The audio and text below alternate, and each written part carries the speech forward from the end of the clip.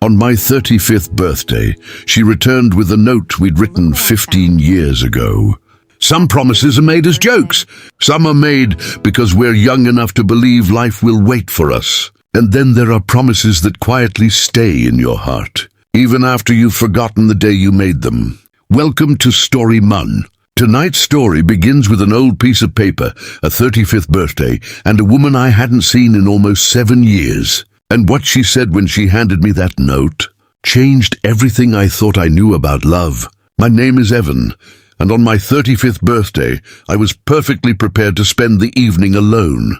There was a small cake on my kitchen counter, one candle, one slice, and a phone that had stopped buzzing hours ago. Then came a knock. I opened the door and forgot how to breathe. Maya, my best friend from childhood, the girl who used to steal fries from my plate, the woman I'd once loved but never had the courage to tell. She smiled nervously. "Happy birthday, Evan." I stared at her. "Why are you here?" She reached into her coat and pulled out a tiny, yellowed piece of paper. "I think you know." I unfolded it. The handwriting was mine, and hers. 15 years earlier, when we were 20, we'd been sitting on the hood of my old truck after graduation. We were talking about how everyone around us was getting married. Maya had laughed and said, "What if we're both still single at 35? I'd joked, "Then we marry each other." She'd grabbed a pen. "Promise?" I'd written, "I promise. If we're both single at 35, we stop searching and choose each other." Underneath, she'd written, "Deal, no excuses." I laughed softly. "I can't believe you kept this." She looked at me. I never stopped. My smile disappeared. "What happened to you?" She lowered her eyes. "I got married." My heart sank. 3 years ago. It lasted 11 months. "I'm sorry." She shook her head. "Don't be. It taught me something." "What?" She looked directly at me. "I spent my whole life looking for someone who made me feel the way I felt when I was with you." Silence filled the room. I sat down. "Maya." "I know." She smiled sadly.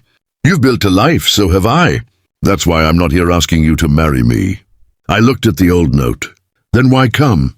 She took a breath. "Because you once promised me something." "What?" "That if we were still single at 35...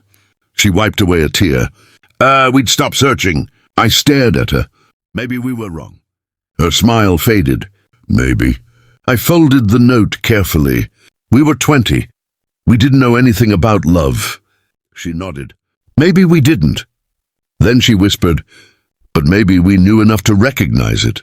That sentence broke something open inside me, because suddenly I remembered everything. Every birthday she'd called, every time she'd been there when life fell apart, every person I dated who never quite felt like home, every time I'd almost told Maya how I felt, and stopped. I stood. "Maya?" "Yes?" "What if the promise wasn't about being single at 35?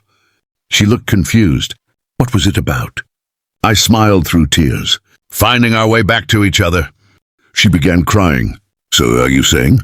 I took her hand. "I'm saying you came 15 years late." She laughed. "You're the one who made me wait." Fair enough.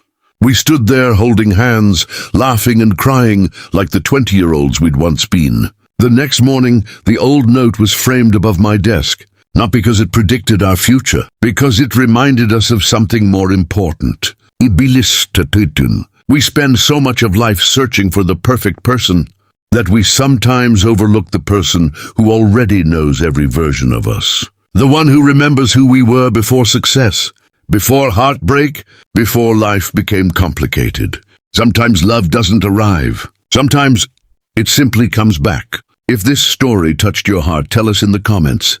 Do you believe two people can find their way back to each other after years apart? And if you're carrying an old promise of your own, maybe it's time to remember why you made it. Thank you for spending these moments with Story Mun. Until our next story. Some people are chapters in our lives. Others are the story we were always meant to finish.